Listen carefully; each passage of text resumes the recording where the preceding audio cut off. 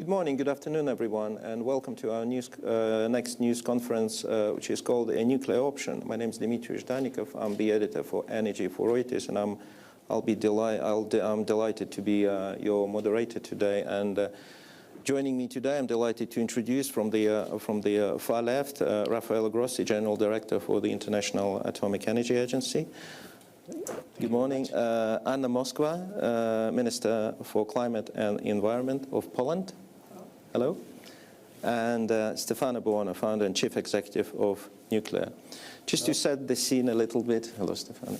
Just to set the scene a little bit before we start our discussion, nuclear power continues to stir controversy. Some are seeing nuclear power as unacceptably risky. Others view it as a key low-carbon energy source. Russia's invasion of Ukraine has led to more European countries looking at adopting nuclear energy for energy security. And of course, the need to transition to low-carbon energy coupled with the urgency to achieve energy independence has massively renewed interest. So this is sort of the few kind of bullet points ahead of our discussion. So I'll start with a very generic question. So what role do you reckon nuclear power can play, and could it be part of the sort of global coordinated response in the current energy crisis? So Rafael, thank you very much, the floor is yours. Pleasure to be here with you, with Minister Stefano. Certainly, nuclear has a role, is already having a role. We're not talking about something which may or might be or maybe less or. The reality is that since we are in Europe, let's be reminded of the fact that not less than 25% of the energy that we have here comes from nuclear, that half of the clean energy in Europe is from nuclear source, and the percentages go on and on like this. It is widely recognized that it is, of course, based on scientific fact that it is CO2 almost free source of energy, so absolutely relevant in the current context of climate change, global warming.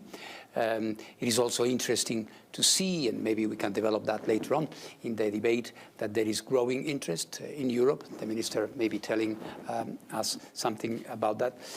Consolidated users of nuclear are going for more, not only here, but in other parts of the world. In China, in India, in South Africa, in Turkey, in Egypt, in the United Arab Emirates.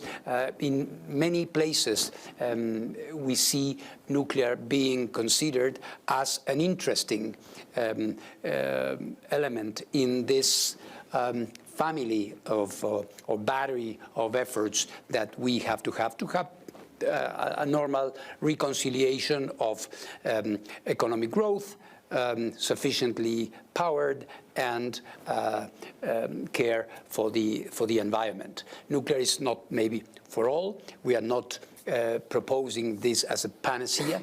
What we see is that is a very useful, efficient source of energy, which is increasing, contrary to some conventional wisdom out there, is increasing all over the world. And the role of the IAEA is not a commercial role.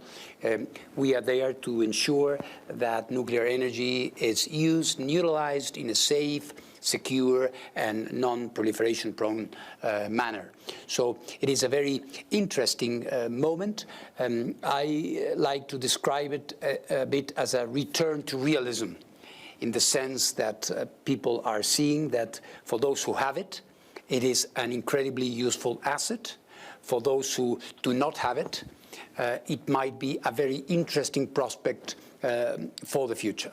But how key is it for Europe to give a green label to nuclear energy? I mean, will nuclear pick up without the green label anyway? Or it would be very difficult, of course, because as any industrial activity, you need to have a level playing field.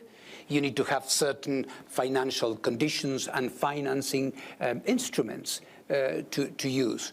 And when such an important global economic bloc like the EU takes decisions on the basis of certain criteria, when you have a source of energy like nuclear that was risking being left out of that, that would have had an impact. Luckily, I think that there was a deliberation, there was a discussion, and mind you, the issue was so debated, as you were saying in the introduction, that the European institutions decided to send the issue to the JRC, so not to get you lost in acronyms, which is a group of wise men and women, top scientists in Europe that looked into the matter to come to the conclusion that, of course, there is nothing to say that nuclear would be environmentally worse than any other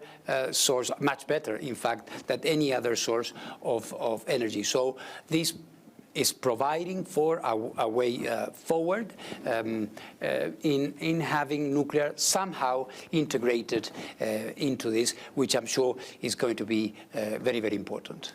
Anna, we've been chatting before the start of the session, and it does look like Poland is really pressing ahead with a lot of projects, regardless of whether it's labeled green or not green. I mean, you're doing a lot in Poland. How are you at the moment? Yeah, we've got a kind of era of energy in Poland, and one of our priorities is nuclear. So we thank very much the agency for the consent and the consequent support. For the first time in our history, we are very consequent and decisive about the nuclear power plant project. We've already presented the environmental documents, which will give us a chance to get soon the environmental decision, which is always quite difficult as a milestone in the whole process, which means that by 2026, we will manage to start the construction process. We checked last year the social support for nuclear, because it's always an issue in terms of environmental topics, in terms of security and safety. And I was also very surprised, because 74% of our people support nuclear, which is enormous. Why do you think it's happening? I think that now, if we would check it, it will be even more, because of the whole situation, because it's safety, it's security, and it's independence. And for us, when it comes to energy policy, it's the absolute priority, but I think that it's also for Europe now. If Europe needs to choose between Russian gas and nuclear, the answer seems to be quite obvious. Like Belgium has already made up this decision, and they came back to nuclear. Resigning from Russian gas, they decided, and the green energy minister decided to prolong the reactors for 10 years. I believe that a few months ago, nobody would even imagine such a situation. But green energy in Belgium decides about nuclear, but social support for her was higher than before this decision. So we see that security and safety becomes a priority for Europe, and this is all about nuclear, safety and security. And who's going to build those? We need to choose the technology. Last year we decided about the location. We are in dialogue with Americans, with Koreans, and with French. So this year, this is the final deadline for us to choose the technology, because apart from the whole permitting process, we need to prepare the design and the final concept, and without having the technology. So again... Are you ruling out China as one of the builders? We don't have a dialogue with China. Now we think about a very safe and secure project. We want to be on... Why not? Why are you not talking to China? We decided for US, for French partners, and for Korea to continue the dialogue. We also think about the local content, which is very important in this issue, but in every energy project. Of course, with local content, with nuclear projects, it's always a challenge, but we put a lot of emphasis on local content issues, but also environmental issues. So we would like to have partners which have experience with proceeding, implementing this investment from the very beginning till the end, with safety, security, but also taking into account environmental measures. We need to remember that we are in the frame of European directives, including environmental ones. We have also very strict national procedures. I'm responsible also for environment, which is a kind of phenomenon among European countries because we've got energy, climate, and energy and environment in one ministry, which makes the whole investment process more reasonable when it comes to environmental processes. But also we don't have this internal fight between the ministries about what is more important, investing or protecting the environment, since we can find an easy balance, easy dialogue in one institution. Stefana, I would like to ask you on the same subject. When we think about like the basic public vision of nuclear energy, people believe, rightly or wrongly, that it's extremely costly, that it's very safe until it becomes very unsafe, and that the majority of supply, 42%, comes from Kazakhstan. Yes. So what are the sort of misconceptions that the most misunderstood things about nuclear power that you can talk about and maybe share a few thoughts with us? Maybe the more misunderstood is the safety concern. Nuclear power is really a safe way of producing energy. That's clear. And I can say that the future generation of nuclear power is even safer than what has been the past. I think the International Atomic Energy Agency has made a lot of effort in coordinating research on what's called fourth generation of nuclear reactors, and to implement concepts that were not present in the old reactors, that is passive safety. So the possibility that the nuclear reactor can stop by itself, by the physics, not by the human intervention. So these kind of concepts are very important. There has been a problem on cost, actually. You have to think that the nuclear has been developed like 35 years ago. So we lived in a different world. And nuclear, to be competitive with oil and gas, the price of $10, $12 in the 90s, tried to make nuclear reactor bigger to count on the scale effect in order to reduce the cost of the energy. Actually, it happened the contrary. So going big increased the cost of the reactors. This is understood, and all of the world now, the community is going to small modular reactors. So a size that is smaller than the one of the big project that they're doing, one can build now, and allows for cost reduction because of a concept that the parts of this reactor don't need to be manufactured on site because they are small. They can be manufactured in different factories and being only assembled together. So this concept of SMR is the one many companies are working on to really reduce the cost of nuclear. And of course, there are also other concepts that can be very useful to reduce the cost of nuclear. Reducing the risk with the concept of the passive safety can reduce the dimension of modern SMR, for example. Our design is 1/4 of in size with the same energy production than the old Superphenix design, and can be even half of the price of a current PWR. So just for the reduction and optimization of the design. So there are a lot of things that the new generation of nuclear reactor can bring in order to reduce the cost. But the most important is also the possibility not to depend on the fuel. So you mentioned in your question the fact that 42% of uranium is coming from Kazakhstan. But the other resources are a little bit more diffused. And what is important to know is that we have a lot of waste today that can be used as a fuel. So if we come back again into the history, the French reactors have suggested the idea of using MOX. That is a mix of essentially nuclear waste. So the depleted uranium from the process of enrichment of the current industry, and the plutonium that is actually a very bad waste. That sounds really like a breakthrough that you can use old fuel. But let me challenge you. I know you are. This is giving you energy independence. And a country like UK can count on this fuel for hundreds of years without importing anything from outside, without mining anything. That seems incredible, but let me challenge you a little bit on this, because I live in the UK, and I know the UK went for the idea of small reactors, but like there are two issues here that have they been really thought through. One is that I can't see people in Surrey voting for having a nuclear reactor, a small nuclear reactor in their garden. I mean, what's about public approval of small reactor? And second, what about security? I mean, is protecting a small nuclear reactor from all sorts of things is more difficult than a big reactor?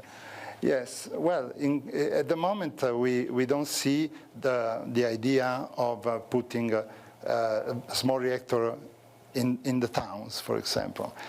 In UK there are a lot of lands that has been already approved, so the population also agreed on the fact that to put reactors, and these lands can be used for deploying also small modular reactors. You can deploy a fleet, you can deploy 3 or 4 altogether. Maybe in stages, so it can be the cost of capital can be even less, because one thing is spending 27 billion in one shot to make a big reactor. Another thing is building one after the other with 1 billion each. So the cost of capital becomes very low, and you can start earning money from the electricity you produce from the first one. So it's a completely different approach. So once these reactors will be shown to be safe and will provide energy at a cost which will be lower, then I think the population will accept more and more the fact of having these machines very close. But think about small modular reactors is a device that is 6 meters of diameters and 6 meters high and produces 200 megawatt thermal. It's really a small thing. Let me bring Rafael and Anna into the discussion. Any sort of anything? SMRs, of course, what Stefano is saying is true. There is a lot of excitement about this. SMRs have been discussed for many, many years. The difference now is that we are seeing this happening. I come just now from another table where somebody said or peddled again a formula that these reactors are fantastic. The only problem is that they do not exist. And I counter that argument, which is a very witty argument, but that does no longer correspond with reality. There are some SMRs already in existence. There are some that are being developed. Of course, my take is not a commercial one, but the description that you have just heard is correct.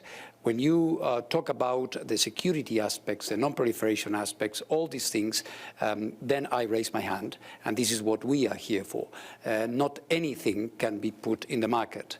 Reactors need to be pre-licensed, they need to be licensed, they need to be safeguarded, and they need to be inspected so that they are operating. It's not that they are out in the wild and you have a reactor and you wonder, well, very nice, but what will happen if nuclear material is lost all of a sudden? So I think it's important debates like this, Dmitry, in the sense that we remind and inform people that nuclear industry is perhaps the more regulated industry that there is.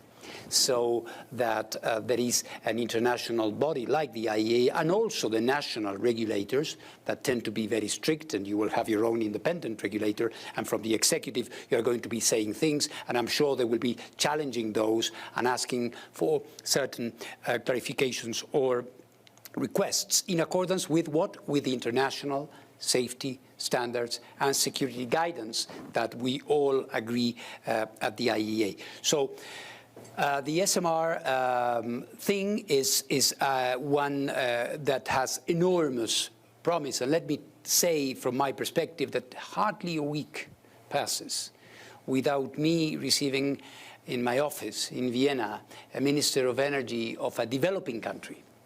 African countries, Central American countries, and others, some in Eastern Europe as well, not qualifying as developing, but some smaller economies coming and saying, well, it's like a different sort of Me Too. We want that. How is that? What you were saying. So is it true that for having nuclear energy, I no longer need to think about 9 billion or 8 billion, and for perhaps even in the range of hundreds of million, there is a possibility? Yes. So I think we have to get it right. The IEA is very actively involved in working with regulators, with industry, to facilitate a successful rollout of these reactors. Let me perhaps try to bring the audience into discussion, and I see we have a few questions there. Please, yeah. If you can permit me, Ishan Tharoor of the Washington Post. Mr. Grossi, could you give us an update on the situation as you see it in Iran right now, and the trajectory of Iranian nuclear developments, and perhaps tell us what you hope for in the next round of negotiations? May I, Dmitry, since it's a bit of the issue, but a very topical. Yeah, it's a very topical question. Is of great interest, and it has to do with nuclear energy and motivations and why people. Totally. So, as you know, there are two things ongoing at the moment, which are parallel and interconnected. One is the attempts to revive the JCPOA.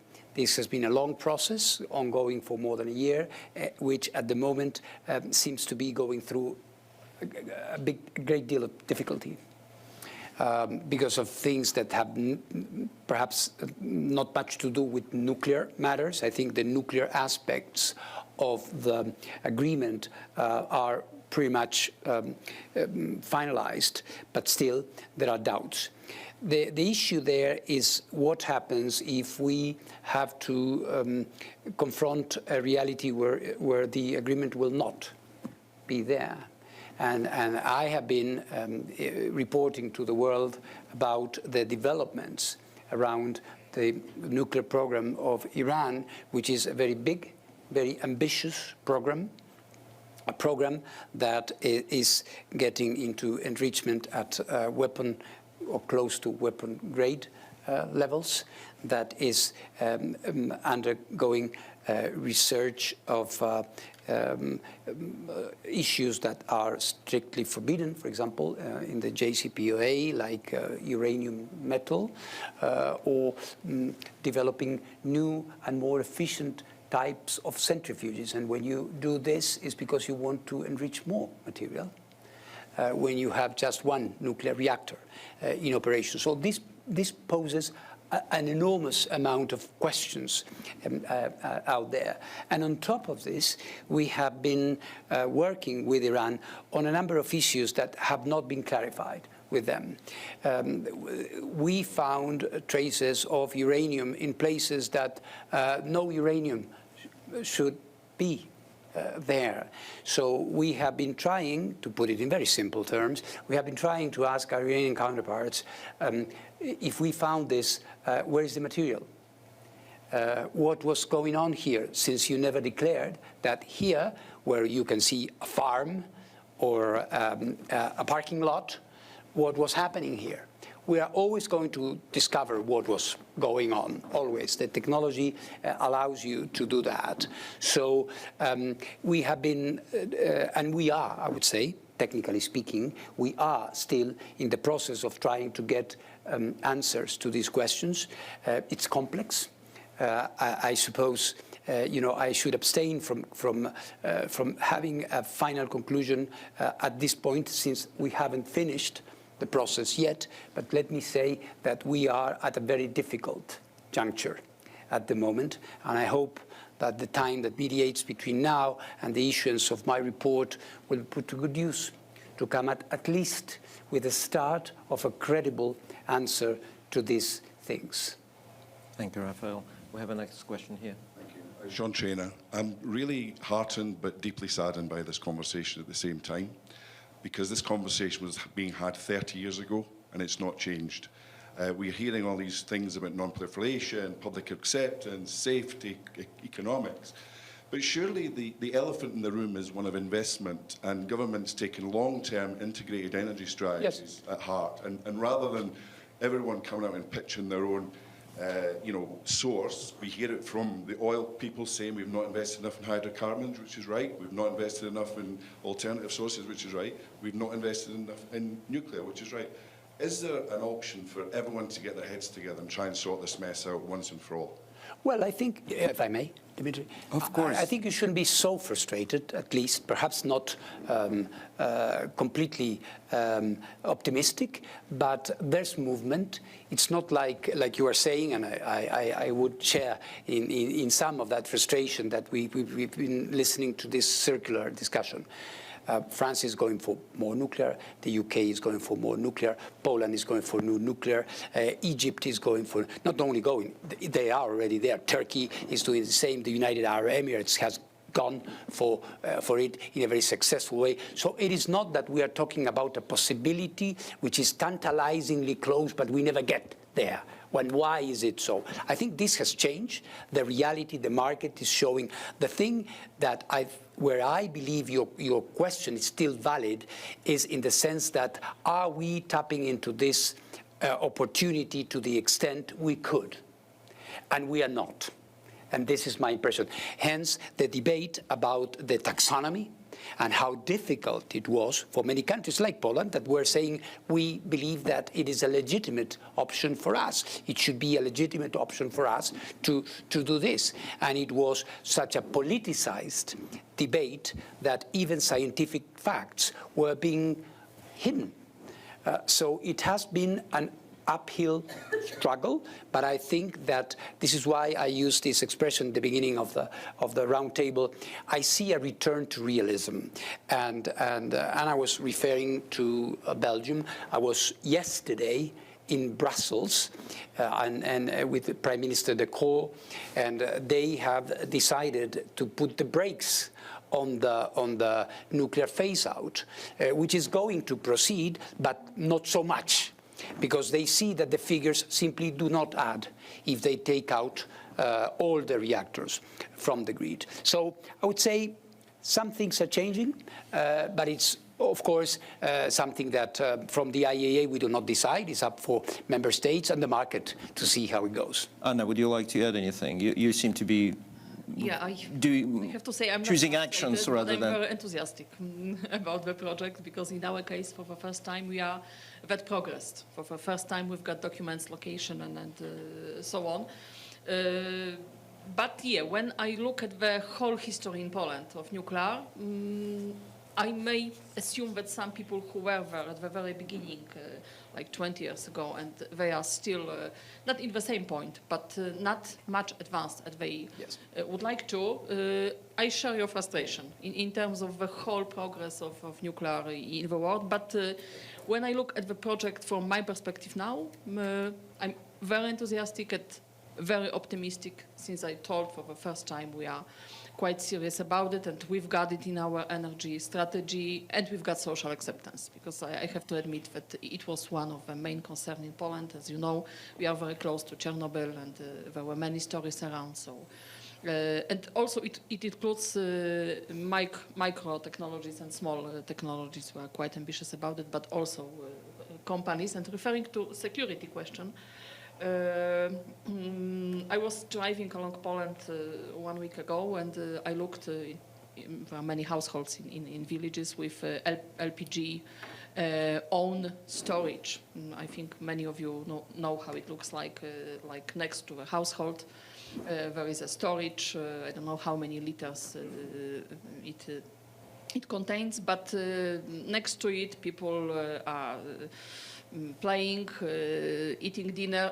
And it's very dangerous as well. But it's just a question how it's used, how it's maintained, and how it was installed. So every energy source brings us a kind of question of being danger. And I came to nuclear from offshore, and I was very surprised how many regulations we've got, how many organizations deal with it. And this is such a complex structure, so many certification processes, and it's so complicated that I believe that also this bureaucracy which is hidden behind them, maybe it's too much, I don't know, it's hard to assess, but for sure it gives us also a lot of security and safety. Stefano, we have 1 minute to sort of conclude our discussion. So would you like to add anything to the debate? Yes, maybe. I lived the same frustration. I experienced the same frustration for 30 years. Not the possibility that nuclear couldn't express the real potential of the technology. And actually, I can testify that the time has really changed. Started from COP26 with the need of decarbonization. And so the fact that nuclear can play a real strong role in that. And then the energy prices in November, the rise of the energy prices caused also an increasing interest in nuclear. And then also, of course, the problem of the energy independence, because nuclear can also solve this problem. So there are 3 elements that make nuclear very attractive. And I can testify this because I'm raising money in a company for nuclear, and I raised 400 million without doing anything in a few months. So even the public, the community of people that interact with me are so interested in this new technology that is really happening. So you will see something happening really in the next few years. Well, Rafael and Stefano, thank you very much for the discussion. If I were to summarize it, it does seem to me like we're clearly seeing a revival of interest in nuclear energy, given energy security issues and the spike in energy prices across the world. But issues and questions remain, so more will be revealed. Thank you very much for. It was a pleasure. Thank you very much. Thank you.